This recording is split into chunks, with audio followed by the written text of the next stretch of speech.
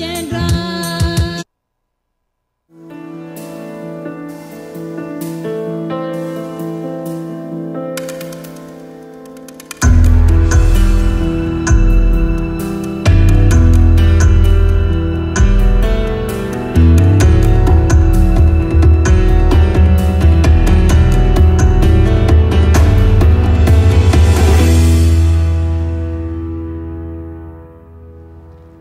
Bienvenue. Si c'est la première fois pour toi de te connecter parce que quelqu'un t'aurait parlé de nos séances d'études bibliques hebdomadaires, bienvenue à ceux-là qui nous écoutent en direct de YouTube, de Facebook, parce que nous sommes suspendus pour l'instant sur YouTube, mais nous savons que toute chose concourt au bien de ceux qui aiment Dieu.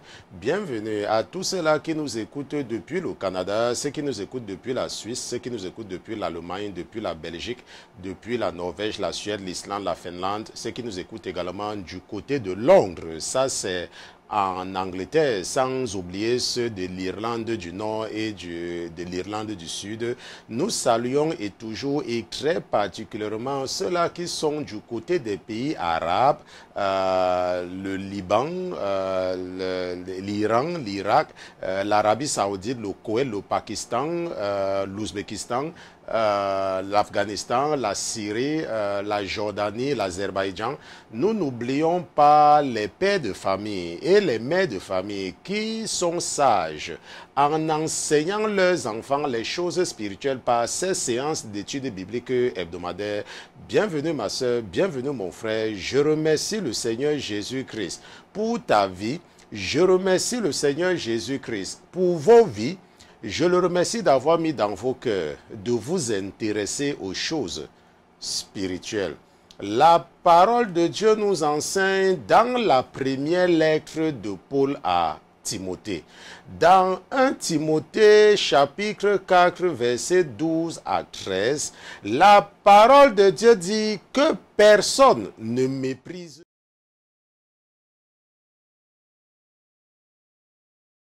la parole, par la conduite, par la charité, par l'esprit, par la foi, par la pureté.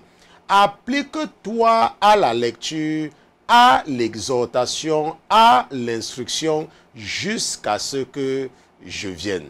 La parole de Dieu dit que personne ne méprise ta jeunesse. La parole de Dieu dit, ne laisse pas les anciens de ton église t'intimider parce que tu te dis qu'ils ont accepté Jésus avant toi.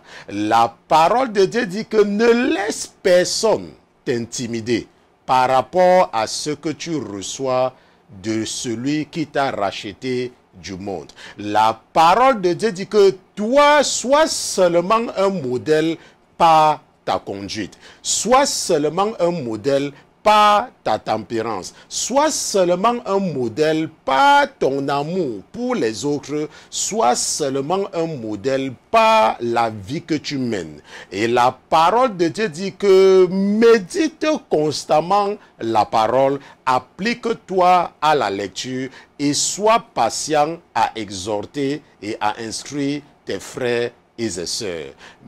Je ne sais pas comment l'ennemi fait pour te faire peur. Je ne sais pas comment l'ennemi réussit à t'amener à te sous-estimer.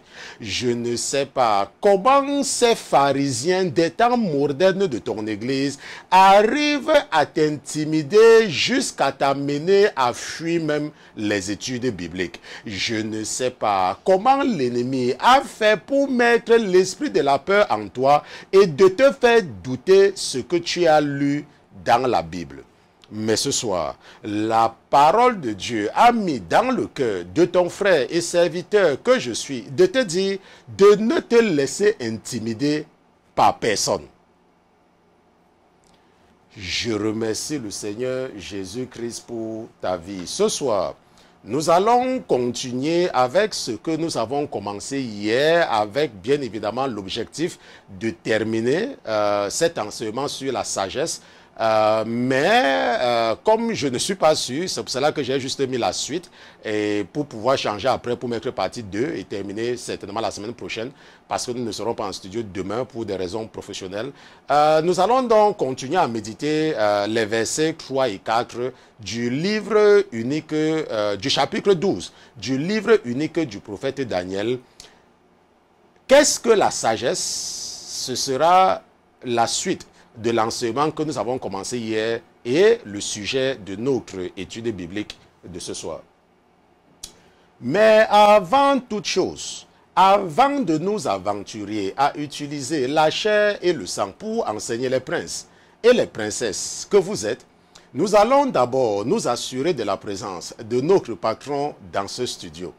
Mais comme notre patron n'est pas un patron ordinaire, comme il est Dieu, comme lui, c'est Jésus-Christ de Nazareth, nous allons lui dérouler le tapis rouge et nous allons demander à tous les autres qui se trouvent dans les cieux, qui se trouvent sur la terre, sous la terre et sous la mer, de se taire, le temps pour nous d'accueillir dans ce studio Jésus-Christ de Nazareth.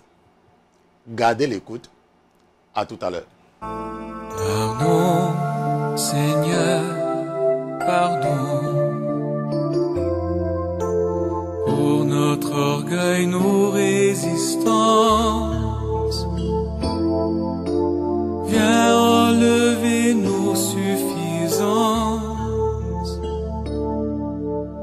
et chasser notre arrogance. Pardon, Seigneur, pardon pour toutes nos pensées impures. Viens changer nos cœurs si durs, nos raisonnements obscurs. Oh, relève-nous, nous sommes tombés si bas. Pardon, Seigneur Jésus, pardon pour nos raisonnements impurs, pardon pour nos pensées mauvaises. Pardon pour tout ce que nous polluons avec pardon pour la pollution de notre relation avec notre Créateur. Pardonne-nous, Père éternel, pour notre têtutesse. Pardonne-nous d'être des êtres au courroie de main. Ne nous détruis pas comme tu as détruit ceux-là qui se sont opposés à ton esprit dans le désert. Après que tu les aies fait sortir du pays de la servitude et après que tu les aies démontré la manifestation de ta puissance par les prodiges que tu as fait tomber sur le pays d'Égypte. Père éternel, nous venons en ta présence ce soir, pas parce que nous sommes justes. Nous venons en ta présence justement parce que nous sommes conscients de nos manquements, parce que nous sommes conscients que nous sommes des pécheurs, parce que nous sommes conscients que nous t'avons offensé. Mais nous venons te dire merci de toujours rappeler à nos âmes, rappeler à nos esprits ce que tu avais déclaré dans les oreilles de Caïn.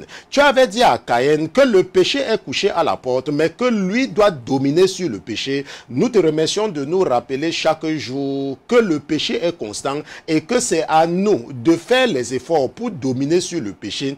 Peut-être, Père éternel, tu pourrais simplifier cette aide que tu nous apportes, ce support supplémentaire, parce que si ton esprit ne nous rappelle pas la présence du péché, nous pouvons être tentés de tomber dans la tentation et nous pouvons être tentés de poser des actes que tu as en abomination et attirer ta colère. Ce soir, Père éternel, permets-moi de venir en ta présence avec le troupeau que tu m'as confié, mes frères et mes sœurs. Tu es le Dieu de la deuxième chance. Tu es le Dieu qui nous a appelés quand on ne te connaissait même pas. Tu nous as appelés quand nous vivions encore dans la fornication, dans l'adultère, quand nous étions encore des menteurs, quand nous méprisions totalement nos partenaires et que nous les traitions plus que des étrangers. Père éternel, tu nous as lavés à partir de cet instant et nous prions que parce que tu nous montres la signature de ton œuvre par tout ce qui nous entoure et nous ne connaissons aucun investisseur qui investit pour perdre. Père éternel, ne néglige et n'abandonne pas l'investissement que tu as commencé en nous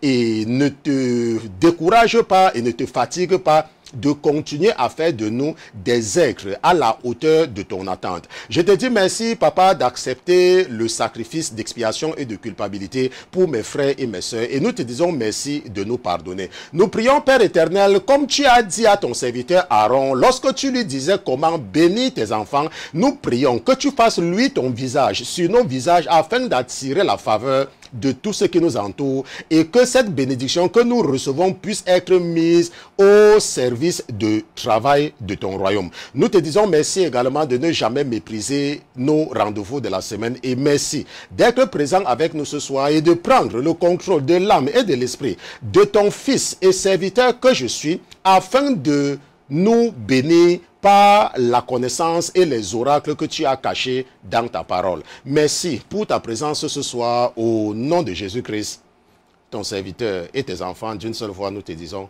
Amen. Amen.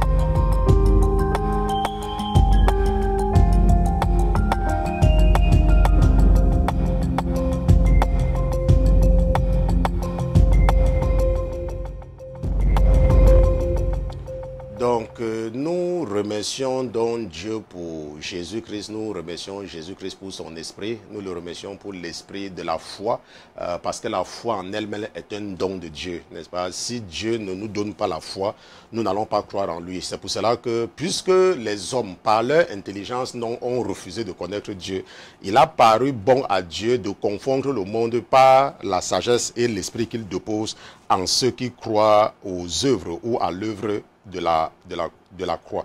Maintenant, lorsque nous partons dans Exode chapitre 33, n'est-ce pas, nous allons partir là-bas, n'est-ce pas, en prélude de cet enseignement, parce que c'est ce que votre père a déposé dans mon esprit.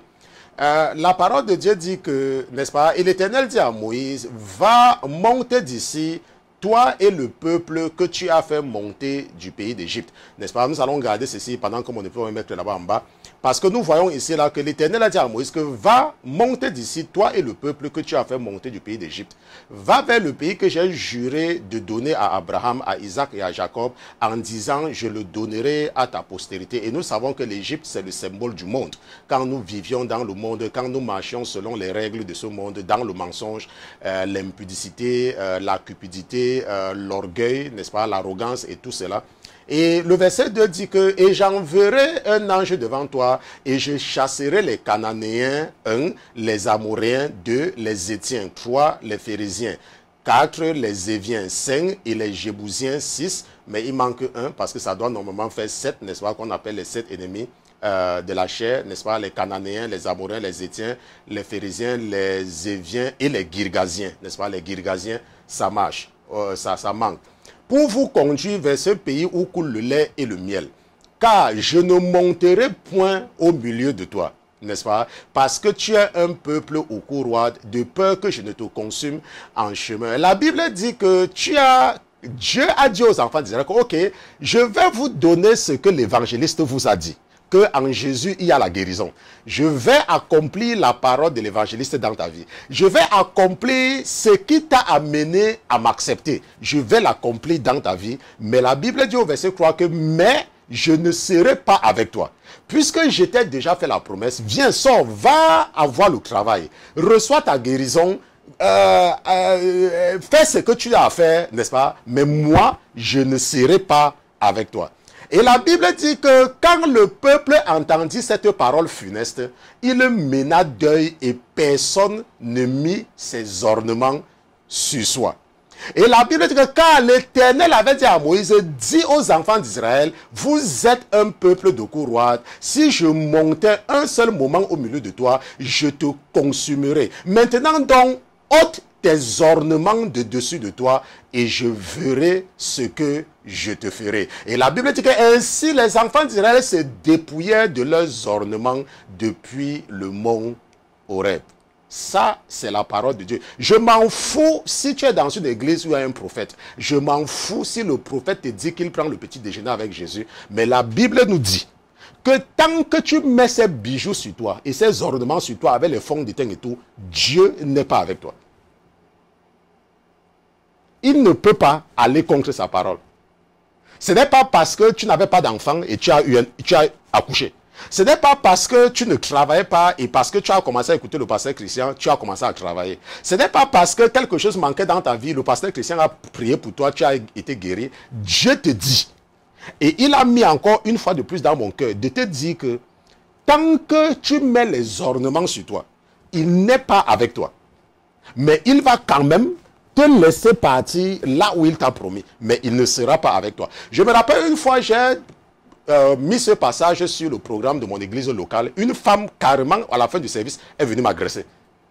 J'ai dit carrément, elle est venue m'agresser. Pourquoi est-ce que je mets ce passage? Et à la dernière nouvelle, j'avais appris qu'elle avait mis sa main dehors. Ok? Donc ce soir, nous allons terminer avec cet enseignement sur la sagesse. Et allons un peu dans Daniel chapitre 12. Allons dans Daniel chapitre 12 parce que ça c'est la base de notre enseignement, les versets de base. Et Daniel chapitre 12, nous lisons les versets 3 et 4, n'est-ce pas? L'ange a dit à Daniel que ceux qui auront été intelligents, et nous avons vu hier, n'est-ce pas, que en fait intelligent c'est sage. Ok? Que ceux qui auront été, n'est-ce pas, nous allons changer pour mettre ce que ça doit être. Mais ceux qui auront été sages brilleront comme la splendeur de l'étendue, et ceux qui auront amené plusieurs à la justice brilleront comme des étoiles à toujours et à perpétuité, n'est-ce pas? C'est pour ça que la Bible dit que celui qui détourne un pécheur et qui ramène quelqu'un à Jésus couvre une multitude de péchés. C'est pour ça que c'est très important d'évangéliser. Quand tu arrives à faire gagner, faire sortir quelqu'un du monde, la Bible dit que tu vas briller comme des étoiles. Pourquoi? Parce que quand tu sauves une âme, ça efface beaucoup de tes propres péchés, à toujours et à perpétuité. Et la Bible dit au verset 4 que, et toi, Daniel, cache ces paroles et scelle ces livres jusqu'au temps de la fin. Plusieurs le parcourront et la connaissance augmentera. Et toi, Daniel, cache ces paroles et scelle ces livres jusqu'au temps de la fin. Ok? Maintenant, hier, nous avons vu, nous nous sommes beaucoup attardés sur les différentes traductions de la Bible. Et nous avons vu les trois souches, n'est-ce pas? Les trois souches de la Bible. Ça veut dire que nous avons passé le temps sur le texte masorétique. Nous avons passé du temps sur la Septante, n'est-ce pas? Qui est la traduction en grec. Le texte masorétique étant la traduction en hébreu traditionnel, n'est-ce pas? Dans un projet qui a commencé du 6e siècle et qui s'est achevé au 10e siècle. Et nous avons vu comment les scribes, sous l'influence du Saint-Esprit, les avaient amenés à s'assurer qu'on ne pourra jamais modifier la parole de Dieu. Et nous avons terminé, après la Septante, la traduction grecque, n'est-ce pas? Nous avons vu que Septante vient du mot 70, et parce que selon l'histoire, 70 docteurs de la Bible seraient à l'origine de la traduction. Et nous avons donc vu aussi, n'est-ce pas, la Bible en latin, n'est-ce pas, qu'on appelle la Vulgate, n'est-ce pas, la Vulgate en latin, qui avait été écrite, n'est-ce pas, qui avait été traduite de la Septante par Jérôme, qui était un bibliste de l'époque, n'est-ce pas, n'est-ce pas, et sous la recommandation du pape de cette époque, un des papes de cette époque-là. Je ne me rappelle plus très bien de son nom, n'est-ce pas, son nom c'était même qui encore. Je vais regarder quel était le nom de ce pape parce que je voulais sauter, mais comme, n'est-ce pas, l'esprit insiste, c'était le pape. Bon, vous savez que j'ai souvent tellement de notes ici, là, mais nous allons quand même retrouver le pape, là. Son nom, c'était qui encore? Son nom, c'était le pape. Où est ton nom, toi, le pape, là? Toi, tu te caches dans mes notes. Nous allons quand même Damas, ok? C'était le pape Damas. Ça, c'est son nom. Ok? Donc, par le pape Damas, n'est-ce pas? Qui avait instruit à Jérôme de traduire la Bible en latin. Parce que ça, c'était à l'époque de l'Empire romain. Et nous avons donc vu comment la Vulgate avait été traduite, n'est-ce pas? Que ça avait été traduit à partir de la Septante. Et nous savons que la Septante, elle, avait été traduite à partir de quoi? À partir, n'est-ce pas, du texte masorétique. Parce que seul le texte masorétique a été traduit de l'original, n'est-ce pas, des traductions orales, et puis, n'est-ce pas, des langues primitives de la Mésopotamie ancienne, d'où vient Abraham et la religion, n'est-ce pas? Parce que nous sommes, ça, tout le monde vient de là. Ok. Bon, maintenant, hier également, donc, avec cette connaissance, nous avons compris pourquoi la majorité des Bibles en français, n'est-ce pas, sont incorrectes. Et ça nous a permis de comprendre pourquoi, si ce n'est que le français que tu parles et que tu es dans le travail de Dieu, pourquoi est-ce que tu dois être humble?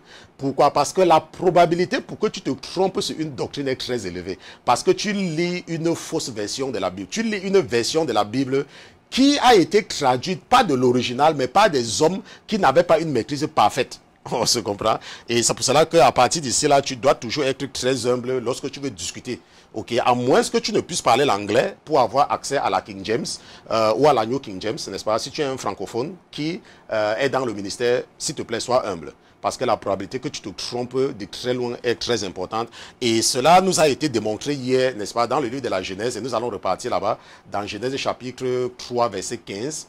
N'est-ce pas? Dans Genèse chapitre 3, verset 15, par exemple, nous avons vu que dans les Bibles en français, c'est écrit que « Et je mettrai inimitié entre toi et la femme, entre ta postérité et sa postérité, celle-ci t'écrasera la tête. » Et nous avons vu que ce n'est pas celle-ci, n'est-ce pas? C'est celui-ci t'écrasera la tête et toi, tu la blesseras du talon. Ok? En fait, c'est toi, tu le blesseras. Et nous avons vu que c'est celui-ci. Ok? Et nous avons vu ça hier, que c'est celui-ci,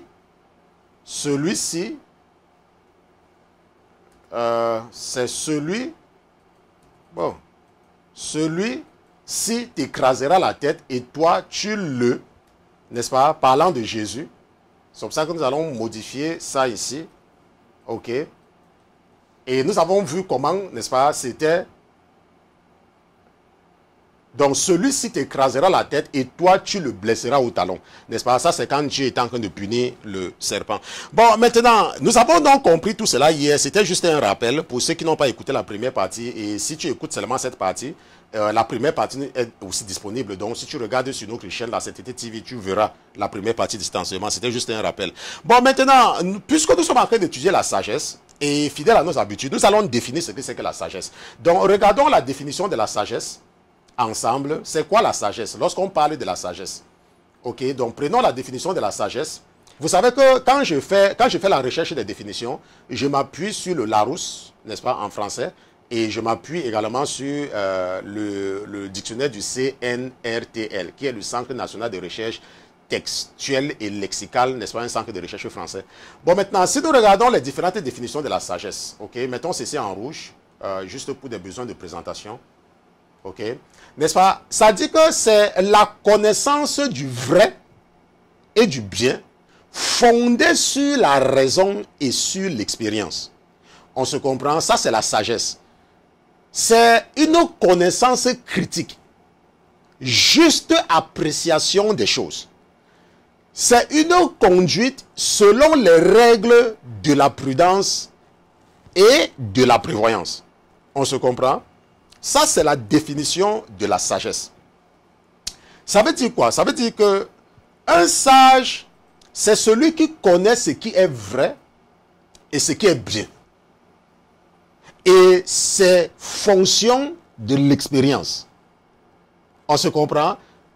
Ça veut dire que ta connaissance est une fonction de ton expérience. Si tu vas à l'école, et je sais que beaucoup parmi vous allez à l'école, c'est ce que nous pouvons traduire comme dans le langage, c'est que la sagesse est égale à F, est égale à F de quoi? F de expérience.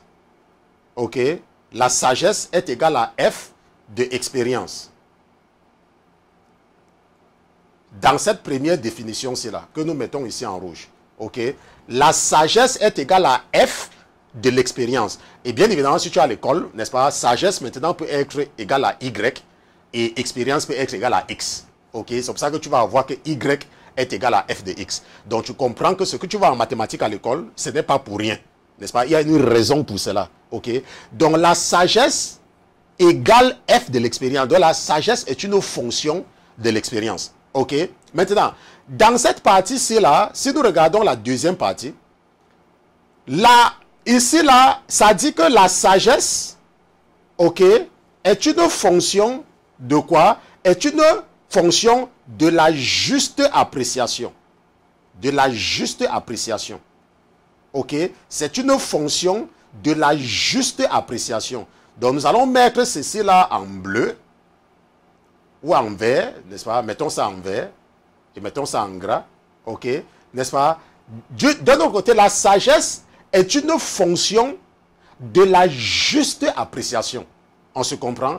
Maintenant, un dernier truc que nous pouvons faire le copier-coller, si nous voulons gagner en temps, nous faisons copier, commande C, et nous faisons commande V ici, que la sagesse, n'est-ce pas, c'est une fonction de la prudence, ok, de la prudence et de la prévoyance. Et nous allons mettre ça, ça veut dire que X est une fonction de Y et de Z, ou bien Y est une fonction de X et Y. Ok, ça c'est ce que tu étudies à l'école pour l'instant, n'est-ce pas? Juste pour te rappeler que ton pasteur c'est un ingénieur, ok? Donc ça là, je te donne ça pour que tu comprennes bien ce que tu étudies à l'école. Donc la sagesse est une fonction de la prudence et de la prévoyance. On se comprend? C'est comme ça que tu peux regarder cela, la sagesse. Bon, maintenant, puisque nous savons ce que c'est que la sagesse, nous allons partir dans 1 Corinthiens chapitre 12 parce que nous devons toujours nous appuyer sur la parole de Dieu. Allons un peu ensemble dans 1 Corinthiens chapitre 12 et nous allons donc lire ce que la Bible nous parle de la sagesse. Je pense que c'est à partir du verset... Lisons à partir du verset 1, ce n'est pas grave. La Bible dit que dans 1 Corinthiens chapitre 2 à partir du verset 1, la Bible dit que pour ce qui est des dons spirituels, je ne veux pas, frère, que vous soyez dans l'ignorance. On se comprend? Pour ce qui est des dons spirituels, je ne veux pas que vous soyez dans l'ignorance. Je tiens encore à rappeler qu'il ne faut pas perdre de vue ce que nous avons étudié hier. Que la probabilité pour que quand tu lises la Bible en français, que tu fasses une erreur d'interprétation, c'est parce que tu lis une mauvaise Bible. On se comprend? Et tu dois donc être prudent. Quand tu lis, de toujours rechercher, si tu comprends l'anglais, de lire ce que ça dit en anglais. Avant de te lancer dans les discussions stupides et folles. Il y a un pasteur qui s'est rendu compte après 30 ans de ministère qu'il prêchait sur ce qui n'est pas vrai. Après 30 ans. Et il s'est excusé que depuis là, il ne comprenait pas, il enseignait ce qui n'est pas vrai. Donc la Bible dit que pour ce qui est des dons spirituels, je ne veux pas, frère, que vous soyez dans l'ignorance. Vous savez que vous étiez des gentils, entraînés vers des idoles muettes, selon qu'on vous menait. C'est pourquoi je vous déclare qu'aucune personne qui parle par l'Esprit de Dieu ne dit que Jésus est anathème et que personne ne peut dire que Jésus est le Seigneur si ce n'est pas le Saint-Esprit. Or, il y a diversité de dons, mais un même esprit. Il y a aussi diversité de ministères, mais un même Seigneur. Il y a aussi diversité d'opérations, mais c'est le même Dieu qui opère toutes choses en tous. Maintenant, regardez maintenant très bien ce que la Bible dit. Or, la manifestation de l'Esprit est donnée à chacun pour l'utilité commune. Et la Bible dit que car la parole de sagesse est donnée à l'un par l'Esprit, la parole de science est donnée à l'autre par ce même esprit. Maintenant, tu vas maintenant voir que ce n'est pas la parole, la science ici c'est quoi? C'est la parole de connaissance. Ok? Parce que en anglais, c'est the word of knowledge. Knowledge, la connaissance. Ok?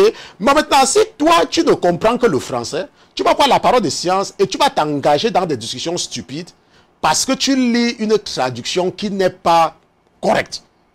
On se comprend? Donc, car la parole de sagesse est donnée par l'esprit, la parole de connaissance est donnée à l'autre par ce même esprit.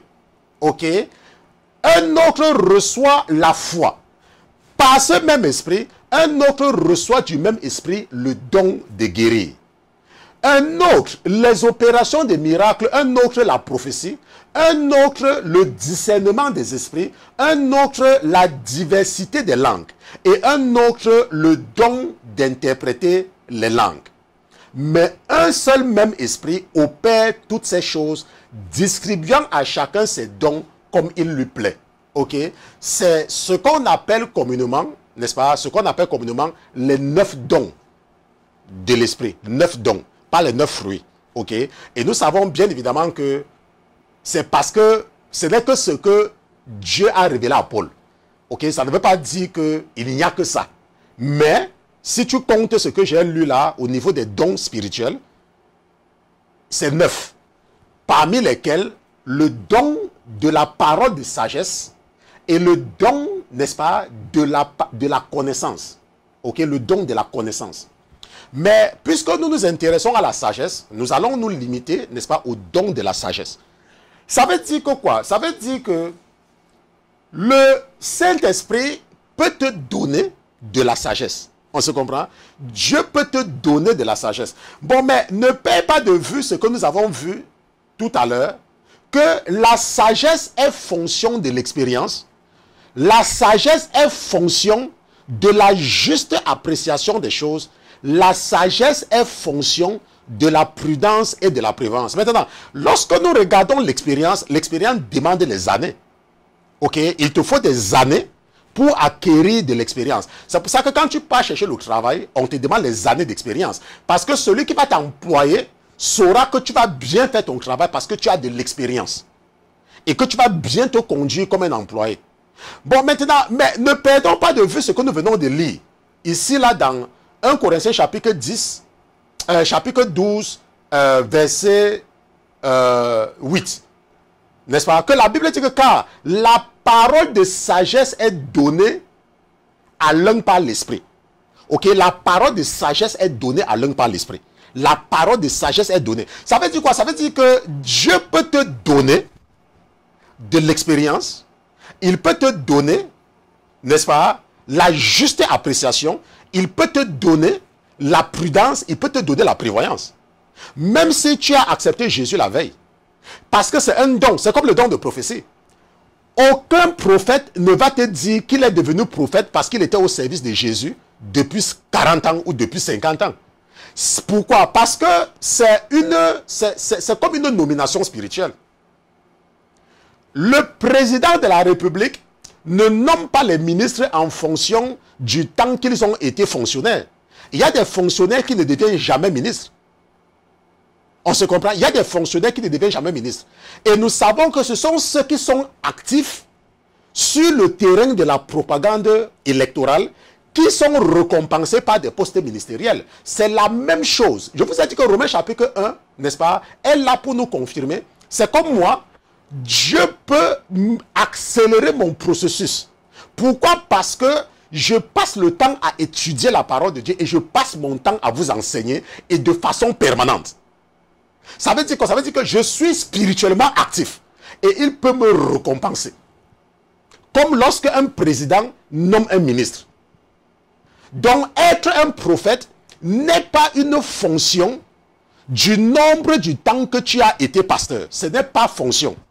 De la même façon que recevoir l'esprit de la sagesse n'est pas une fonction du temps que tu es chrétien. C'est pour cela que rappelez-vous le passage que nous étudions dans 1 Timothée chapitre 4, que tu ne dois laisser personne mépriser ta jeunesse.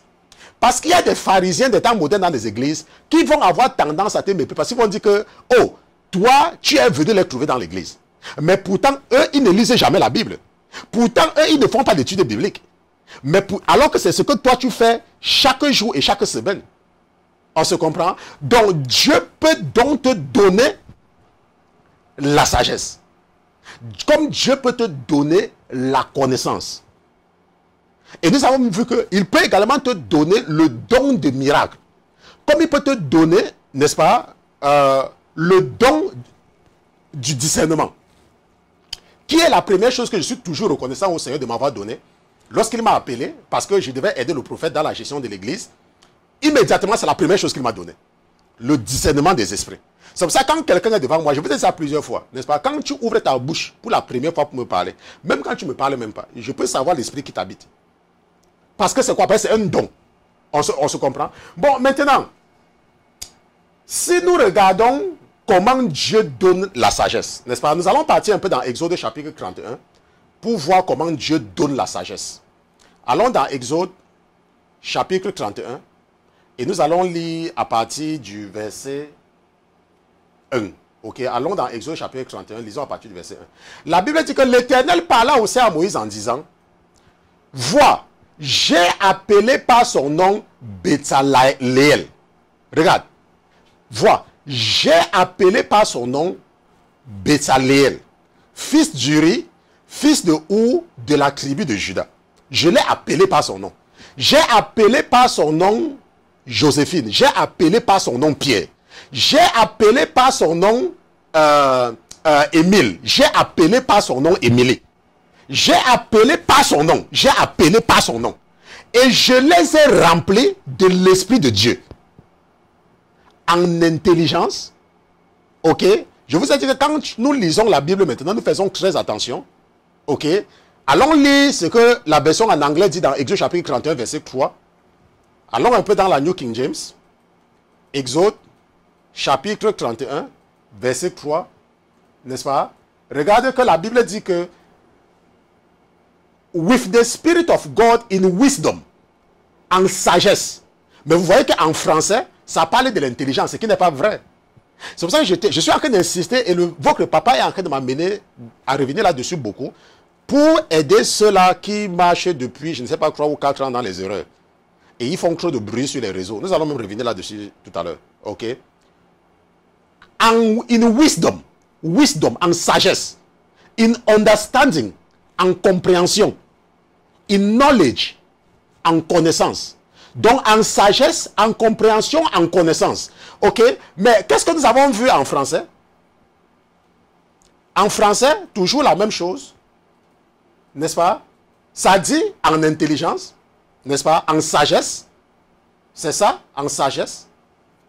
Ok? En sagesse. En industrie. Vous voyez que là-bas, ça dit, quand ici là on dit en industrie, n'est-ce pas? C'est en connaissance. Ok? En connaissance. Et en intelligence. Non, c'était en sagesse. Nous allons repartir là-bas. En sagesse.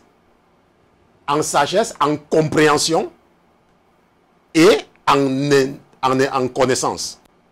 Ok? En sagesse, en compréhension, et en connaissance. Ok? Et en connaissance. Ok? Il dit que je l'ai rempli de l'Esprit de Dieu en sagesse, en compréhension et en connaissance pour toutes sortes d'ouvrages. On se comprend? Et la Bible dit que pour faire des inventions, pour travailler l'or, l'argent et les reins, pour tailler et enchasser des pierreries, pour tailler le bois et exécuter toutes sortes d'ouvrages. Et voici, je lui ai donné pour compagnon Oholiab, fils d'Ahisamach, de la tribu de Dan. Et j'ai mis de l'industrie, ça veut dire que ça c'est de la connaissance, dans le cœur de tout homme intelligent, afin qu'il fasse tout ce que je t'ai commandé de faire. Ok, maintenant Dieu parle à qui? La Bible dit que l'Éternel parle à qui? La Bible dit, regarde, l'Éternel parle à Moïse. Ok, et l'Éternel dit à Moïse qu'il a mis tous ces, il a donné ces gens-là pour faire quoi? Pour l'aider à faire quoi? Pour l'aider afin qu'il fasse tout ce que je t'ai commandé de faire. C'est comme moi, lorsque le Seigneur m'a appelé, dès le départ, il a mis dans mon esprit de rendre la Bible disponible gratuitement. Pour que les gens ne disent pas que oh, je n'avais pas accès, je n'ai pas payé la Bible et tout et tout. Qu'est-ce qu'il a fait? Il a envoyé quelqu'un vers moi qui est parti de rien. Ok? Si je vous raconte la vie, n'est-ce pas, du frère Pierre, il est venu dans ce pays sur la base de rien, en tant que sans-papier. Sur la base de rien. Et il n'était pas un ingénieur en programmation. Il n'était pas. Si vous le connaissez, vous pouvez lui demander. Si vous le connaissez, il est venu dans ce pays sur rien. Rien. Il n'était rien. Quand on vous dit que quelqu'un n'était rien, ça c'est une personne que je peux vous dire qu'il n'était rien. Quand il est venu dans ce pays. Bon, mais parce que Dieu avait préparé son serviteur et que son serviteur devait faire un certain travail, Dieu a mis dans son cœur d'apprendre quelque chose et c'est pour ça que vous avez la Bible gratuitement maintenant. La Bible dit que voici j'ai appelé. Ok, regardez ce que la Bible dit. Regardez ce que la Bible dit. La Bible dit que, vois, j'ai appelé par son nom Bétsaléel. j'ai appelé par son nom. Donc parfois vous allez voir que tu peux être quelqu'un, tu dis que, oh, pasteur Christian, moi je ne sais pas, le Seigneur, machin, truc, ainsi de suite. C'est comme il y a des gens parmi vous que le Seigneur vous a préparé depuis pour que ce ministère grandisse. Par vos contributions financières. Le Seigneur vous a appelé depuis très longtemps. Un jour, je suis resté, je ne sais pas, j'ai reçu un message de la femme, n'est-ce pas, d'un ancien haut gradé dans un pays africain. Sur la base, si vous lui demandez comment elle a fait pour entrer en contact avec moi, elle ne peut pas vous dire. Si vous lui demandez, n'est-ce pas, je vous dis que, et c'est comme ça que le Seigneur de temps en temps me connecte avec les personnalités très, n'est-ce pas, très assises financièrement. Et l'objectif c'est quoi? Puisque je connais comment il opère, c'est pour préparer ce ministère à atteindre le niveau qu'il veut. Bon, maintenant, nous voyons donc que Dieu peut, n'est-ce pas, déposer quelque chose dans toi. Il peut déposer. Un petit enfant m'a écouté un jour, lorsque je parlais de ce passage, et lorsque je parlais de Béthaléel, un jeune garçon, qui avait des difficultés à l'école.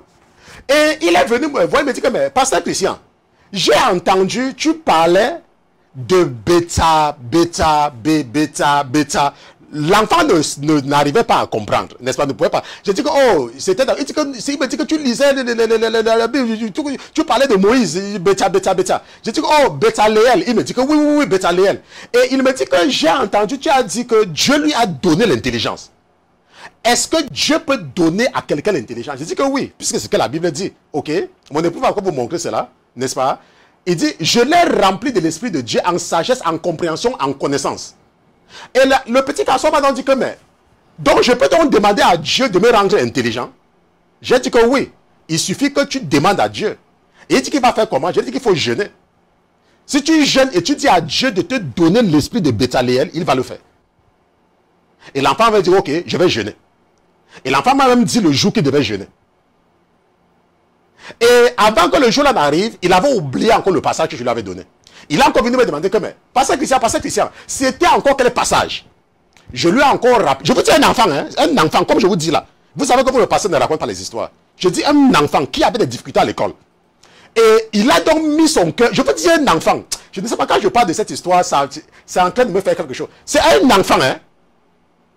Et il a encore venu me demander, il me dit qu'il a oublié le passage. Je lui ai encore redonné le passage. Et je lui ai montré comment retrouver le passage au cas où il oublie. Et l'enfant s'est disposé à jeûner pour demander à Dieu de lui donner l'esprit qu'il avait donné à Béthaléel. Un petit garçon, je vous dis un enfant. Je ne vous parle pas de... Je dis un enfant qui a jeûné pour demander à Dieu de lui donner l'esprit de Béthaléel. Et quelque temps après, j'ai vu avec mes yeux comment cet enfant est passé d'un enfant qui ne comprenait pratiquement pas à un enfant maintenant qui est un modèle dans son école.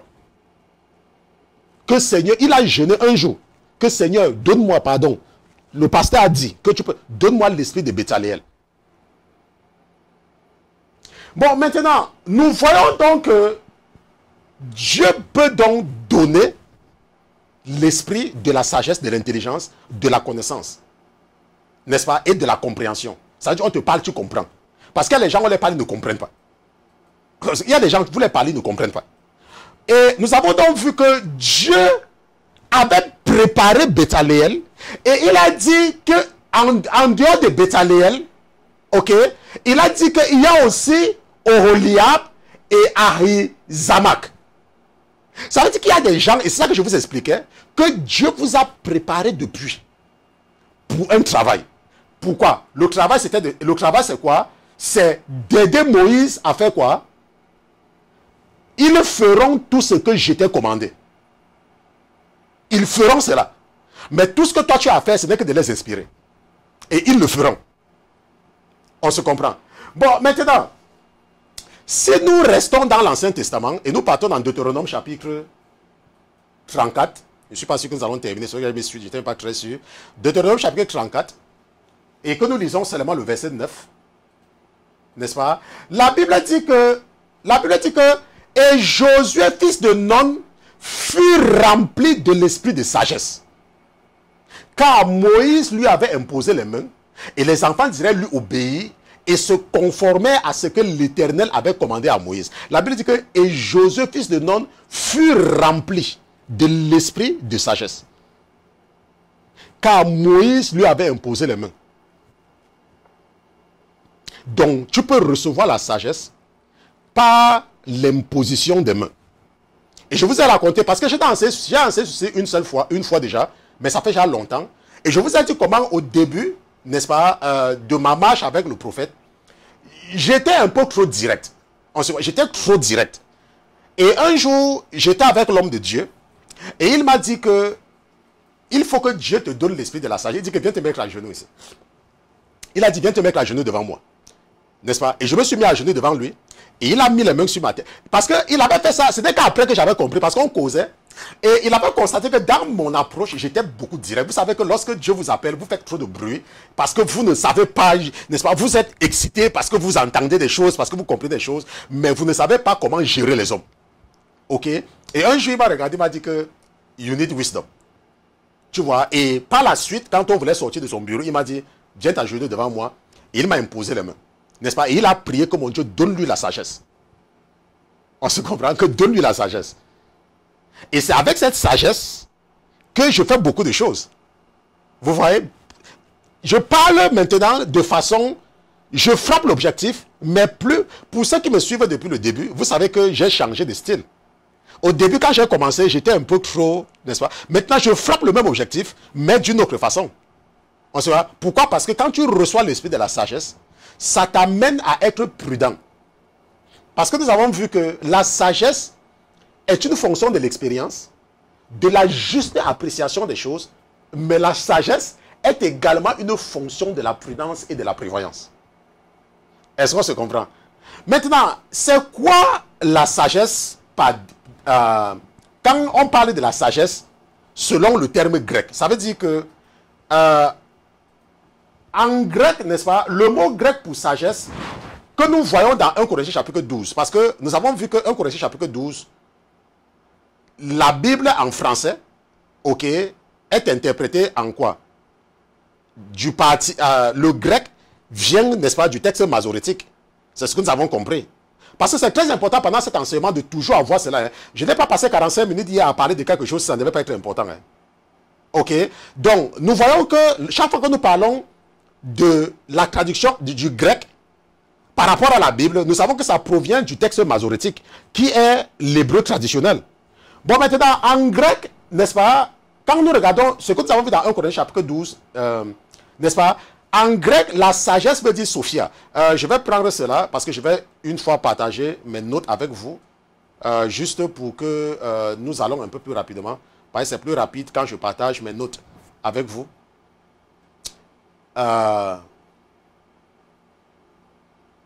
Nous allons juste copier cette partie-ci. Nous n'allons pas tout copier.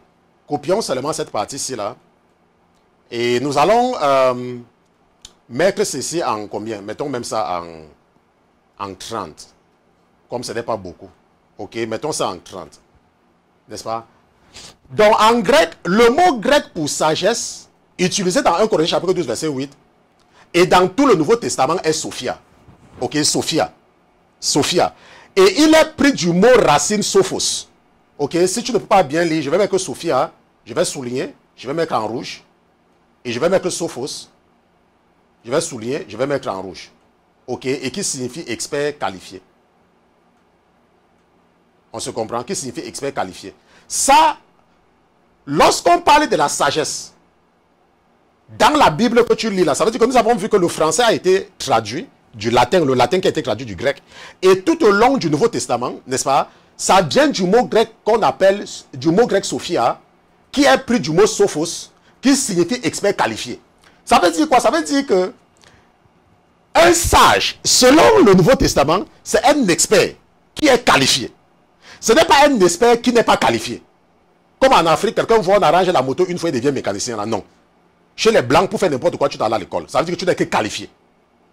Ce n'est pas comme en Afrique, tu as vu quelqu'un faire une injection, tu peux aussi, tu prends la piqûre, tu injectes quelqu'un. Ok? Le mot, quand on parle de sagesse, c'est un expert qui est qualifié dans ce qu'il fait. Et nous avons vu que Dieu peut te donner cela. il peut te qualifier et il peut faire de toi un expert même du jour au lendemain. Parce que c'est un don. Ok? Bon, maintenant, ça c'est du point de vue grec. Bon, maintenant, si nous regardons cela du point de vue, n'est-ce pas, hébreu. N'est-ce pas? Regardons du point de vue hébreu. N'est-ce pas? Et nous allons prendre ça du point de vue hébreu. Nous allons faire le copier-coller de mes notes, juste pour que vous lisez, n'est-ce pas? Et vous voyez comment je prépare, n'est-ce pas, les enseignements. Ça aide également ceux-là que je sais que Dieu prépare, n'est-ce pas, pour me remplacer un jour, quand je ne serai plus là. Ils verront comment le pasteur Christian, n'est-ce pas? Ou alors tu vas dire à ton fils qu'il y avait un certain pasteur, voilà comment il préparait ses notes. Je sais que Dieu a un appel pour toi, ou Dieu peut te parler pour ton fils, et ça va t'aider. Ça sont mes notes, n'est-ce pas? Nous avons vu tout à l'heure en grec. Maintenant, en hébreu, le mot chokma est le mot hébreu pour sagesse. Maintenant, nous voyons, maintenant vous comprenez beaucoup plus maintenant pourquoi nous partons de l'hébreu au grec, n'est-ce pas, de façon intermittente, pour nous amener à avoir une connaissance parfaite de ce que nous sommes en train de dire et éviter de tomber dans l'erreur. On se comprend, n'est-ce pas? Le mot hébreu, chokma, est le mot hébreu pour sagesse. Cela signifie beaucoup de choses. Ça signifie la compétence, la perspicacité ou la sagesse dans l'administration, la prudence dans les affaires religieuses. J'avais oublié cela quand je vous parlais même de mon cas particulier. Comment maintenant je suis prudent dans ce que je fais. Je ne frappe plus en... N'est-ce pas? Tu es prudent. Pourquoi? Parce que c'est la sagesse que Dieu te donne et tu te vois en train d'agir. Oh, tu agis. Avant de te dire, n'est-ce pas? Et la sagesse dans les questions éthiques ou religieuses. Bon, maintenant, regardez bien ce que la partie s'y dit ici. Là. Et la sagesse dans les questions éthiques. La sagesse dans les questions éthiques et religieuses. Regardez ça très bien. Voilà, nous allons revenir là-dessus largement tout à l'heure avec le cas de Jacques. N'est-ce pas? Chokma. On dit que c'est le mot hébreu pour sagesse et ça signifie beaucoup de choses. Maintenant, nous avons vu que ça veut dire la compétence, la perspicacité. Maintenant, regarde, ça veut dire que et la sagesse dans les questions éthiques ou religieuses. Ça veut dire quoi? Ça veut dire que supposons que toi, tu veux encourager les femmes à être naturelles. Tu ne vas pas les transformer en passant le temps à les insulter. Ça veut dire que tu n'es pas sage. On se comprend? Ça veut dire que tu n'es pas sage. Et nous allons même voir, hein, c'est dans la Bible. Parce que la Bible dit que tu es sage lorsque tu es prudent dans les questions éthiques ou religieuses. Quand tu es prudent. Quand tu as une approche technique. Tu as une approche technique. Tu as une stratégie d'attaque. Pas que tu te mets là, tu commences à raconter du n'importe quoi. Sans discernement, sans plan d'action. Ce mot vient du mot racine shakam, qui signifie agir sagement. Enseigner ou instruire, agir sagement. Bon, maintenant, nous allons garder toujours ceci là. Et nous allons voir quelque chose, et je pense que c'est ça qui va certainement nous faire, malheureusement, nous n'avons pas, je remercie le Seigneur, bon, ça, c'est quelque chose. Regardons un peu quelque chose ici, là. Allons un peu dans Jacques chapitre 3, et j'espère que quelqu'un sera finalement délivré par ceci, parce que je vois souvent beaucoup de jeunes sur les réseaux sociaux, ils sont tellement jeunes, ils font tellement d'erreurs, et je pense que ceci va beaucoup les aider. Parce que ce sont des personnes qui sont très bien, n'est-ce pas? Beaucoup me contactent souvent. Mais lorsque je vois les erreurs qu'ils font, n'est-ce pas? On comprend que c'est parce qu'ils ne comprennent pas seulement. Allons un peu dans Jacques chapitre 3 à partir du verset 13. Maintenant, voilà ce que la Bible dit. La Bible dit que y a-t-il parmi vous quelques hommes sages et intelligents qui le montrent ses œuvres par une bonne conduite avec la douceur de la sagesse? Est-ce qu'on se comprend? Y a-t-il quelques hommes sages et intelligents qui le montrent ses œuvres par une bonne conduite avec la douceur de la sagesse? Ça veut dire que tu ne peux pas dire que tu as reçu la sagesse de Dieu lorsque tu n'es pas doux. Et je vous ai parlé même de ça ici la semaine dernière. Lorsque je vous dis toujours que quand tu es un chrétien, tu dois être doux envers tous. Même les femmes qui portent les pantalons, même les femmes qui mettent les faux cheveux, tu dois être doux. Parce que c'est un ingrédient de la sagesse divine. Ce n'est pas en criant sur elles que tu vas les changer. Ok? Et Jacques continue en disant que, mais si vous avez un zèle amer et un esprit de contention, un esprit de discussion dans votre cœur, ne vous glorifiez point et ne mentez point contre la vérité. Pourquoi? Parce que la Bible dit que, car ce n'est point là la sagesse qui vient d'en haut, mais elle est terrestre, animale et diabolique. Et c'est ça que je vous dis toujours, que lorsque tu es un chrétien, tu te dis que, oh, je suis dans la sanctification, oh, regardez les femmes font ceci dans les églises, oh, regarde, oh, pasteur Christian, toi là, on t'a corrompu, d'abord même tu es un bonbon pasteur, tu ne connais pas, oh, Noël c'est pour les démons, c'est pour les démons, Noël, ce sont les diables qui adoraient Noël, oh, la Saint-Valentin c'est pour les diables, machin, truc ainsi de suite. Et quand quelqu'un te dit qu'il faut te calmer tu dis que, oh, toi aussi, tu insultes les gens. La Bible te répond aujourd'hui que, mais si vous avez un zèle amer, ça veut dire quoi avoir un zèle amer? Ça veut dire que ce que tu fais c'est bien. On se comprend? C'est bien, n'est-ce pas, de te lever contre l'hérésie du catholicisme romain. C'est bien de te lever contre, n'est-ce pas, l'impudicité, de te lever contre toutes ces choses-là. Mais la Bible dit que si tu as un zèle amer, ça veut dire que si tu n'es pas doux, si tu aimes trop discuter, ça veut dire quoi? Ça veut dire que tu postes quelque chose sur les réseaux sociaux et quelqu'un te contredit, tu te fâches. Et tu veux toujours avoir raison. La Bible dit que, mais si vous avez un zèle amer et un esprit de contention dans votre cœur, parce que ici, là, le mot contention, n'est-ce pas, c'est contentieux. N'est-ce pas, discussion. Quand on parle de contentieux électoral, les discussions, ça veut dire que, oh, j'ai gagné, je n'ai pas gagné. On appelle ça le contentieux. Donc, quand tu as un esprit de discussion dans ton esprit, dans ton cœur, ne te glorifie point et ne te mens pas à toi-même. Et la Bible dit que, et ne vous glorifiez point et ne mentez point contre la vérité. Pourquoi? Parce que car ce n'est point là la sagesse qui vient d'en haut, mais elle est terrestre, animale et diabolique. Tu es possédé. C'est en réalité ce que ça veut dire, que tu es possédé. C'est pour cela que c'est sans surprise que tu écrives au pasteur Christian en inbox pour dire que pasteur Christian, j'ai toujours les couches de nuit. Pasteur Christian, je suis malade, j'ai toujours cette maladie. C'est parce que tu es possédé. L'Esprit de Dieu est un esprit qui est doux envers tous. Et nous avons vu que l'Esprit de Dieu va t'amener à transformer les gens par la douceur. Je vous ai dit que j'ai prié pour mon épouse pendant 5 ans. 5 ans de prière. Ce n'est pas que nous se lever un matin et dire, oh, comme moi j'enseigne sur la sanctification, je vais forcer ma femme à ne plus faire ceci. Ça m'a pris 5 ans de prière. 5 ans, chaque jour je priais. Donc lorsque tu es dans le ministère, premièrement nous avons vu que la probabilité pour que tu lises une Bible qui est d'abord mal traduite est très grande. Donc la probabilité que tu te trompes même sur ce que tu es en train de faire le bruit est également très grande. La deuxième chose, et nous avons vu ça aujourd'hui, parce que je n'ai pas envie de revenir sur cet enseignement-là. Ok, je n'ai vraiment pas envie de revenir là-dessus. Je vais regarder l'heure. Ok, je ne vais même pas revenir. Ce que nous allons faire, nous allons arrêter là-bas. Ok. Bon, maintenant, nous voyons donc que quand tu reçois la sagesse d'en haut, Jacques dit que cette sagesse, ok, cette sagesse se montre par une bonne conduite, avec la douceur, avec l'humilité. Il y a des gens parfois, quand ils m'appellent, ils disent que pasteur, waouh, vous êtes simple, hein? Lorsqu'on vous voit, on voit que vous êtes, mais vous êtes simple. Ouh, un pasteur simple. Pourquoi? Parce que la sagesse de Dieu s'accompagne de l'humilité. La sagesse s'accompagne de ça. Tu es simple.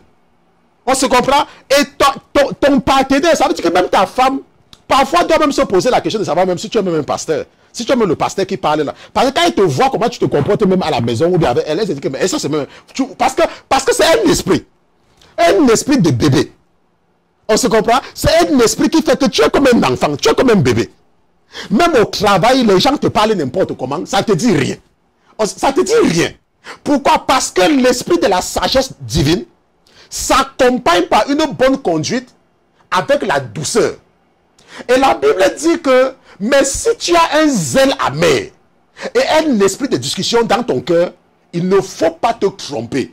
Parce que ce que tu as là, ça ne vient pas d'en haut, mais c'est diabolique.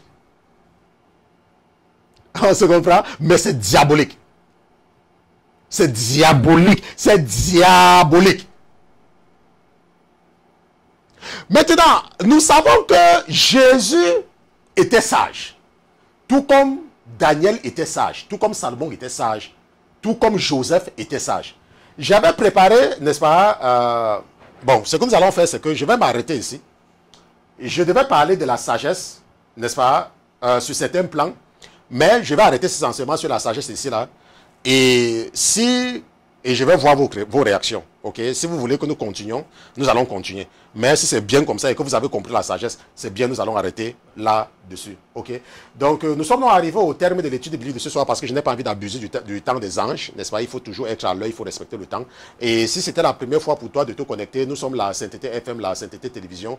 Nous sommes un ministère d'enseignement et d'édification, n'est-ce pas? Nous ne sommes pas un ministère évangélique. Nous nous retrouvons 3 fois par semaine, n'est-ce pas? Peut-être que dans l'avenir, 2 fois, lorsque nous allons changer de studio pour avoir des enseignements plus structurés et plus, parce que ça va nous donner plus de travail. De plus en plus, nous sommes en train de tendre vers 2 séances par semaine, ok, pour des raisons techniques. Mais ça ne va pas changer grand-chose. Oh, ça va pas changer grand-chose. 2 par semaine ne va pas changer grand-chose. Et si, n'est-ce pas, tu nous as écoutés et que tu as des questions, tu peux m'écrire directement à pasteur-christian@lasainteté.com et nous avons notre site internet www.lasainteté.com, là où nous publions tous nos enseignements. Et nous sommes également disponibles sur YouTube, n'est-ce pas? Tout ce que tu fais, tu passes sur YouTube, tu tapes La Sainteté TV, ça va te donner notre lien. Et nous sommes également disponibles, nous sommes également présents sur pratiquement tous les réseaux sociaux qui existent là. Bon, très peu sur Twitter, parce que ce n'est pas beaucoup dans la tradition africaine. Et si tu as des questions d'ordre général, peut-être que tu veux contribuer à notre projet d'agrandissement, n'est-ce pas? Tu peux nous écrire à contact@lasainteté.com et la sœur va te répondre et te faire savoir comment contribuer à ce ministère. Ok? Et nous avons également les détails sur notre site internet. Comment contribuer, n'est-ce pas, www.lasainteté.com, n'est-ce pas? Nous avons donc terminé avec cet enseignement sur la sagesse pour comprendre, n'est-ce pas, la sagesse divine et comment la sagesse divine opère, n'est-ce pas, dans le chrétien et ne pas se tromper lorsque la sagesse n'est pas divine mais qu'elle est plutôt satanique et diabolique. Ok, nous avons vu ce mode opératoire là et ça nous a permis, en nous appuyant sur les souches traditionnel dans la Bible, ça veut dire que le texte masorétique, la Septante et puis la Vulgate en latin, ça nous a permis de voir les limitations, n'est-ce pas, des Bibles en français. Et nous sommes en train d'encourager ceux qui sont dans le ministère, surtout les pasteurs francophones et les évangélistes francophones, de faire très attention avant de prendre position sur des doctrines. Parce que la probabilité pour qu'ils disent quelque chose qui n'est pas vrai dans la traduction profonde est très grande. On se comprend? Nous allons prier. Seigneur Jésus, je te remercie d'avoir été présent avec nous cette semaine. Je te remercie pour la vie de ton serviteur que je suis. Je te remercie pour la vie du troupeau que tu m'as confié. Je prie, Père éternel, que tu continues à veiller sur mes frères et sur mes sœurs. Nous te disons merci, mon Dieu, mon roi, parce que tu es Dieu. Et nous prions que, parce que tu as déjà commencé quelque chose en nous, que tu achèves ce que tu as commencé. Parce que nous ne connaissons aucun investisseur qui investit pour perdre. Oh, toi, tu es l'investisseur par excellence et tu es le stratège par excellence. Et nous savons que si tu as commencé à investir dans nous, c'est parce que tu veux récupérer ton investissement au centuple, au multiple même. Et nous prions, Père éternel, que parce que tu es un grand investisseur, que ton esprit nous aide à nous conformer à ta parole afin de pouvoir vivre pour l'éternité avec toi. Nous te remercions pour ta fidélité et ta présence permanente dans nos vies. Au nom de Jésus-Christ, ton serviteur et tes enfants, d'une seule fois, nous te disons Amen, Amen, Amen, Amen, Amen.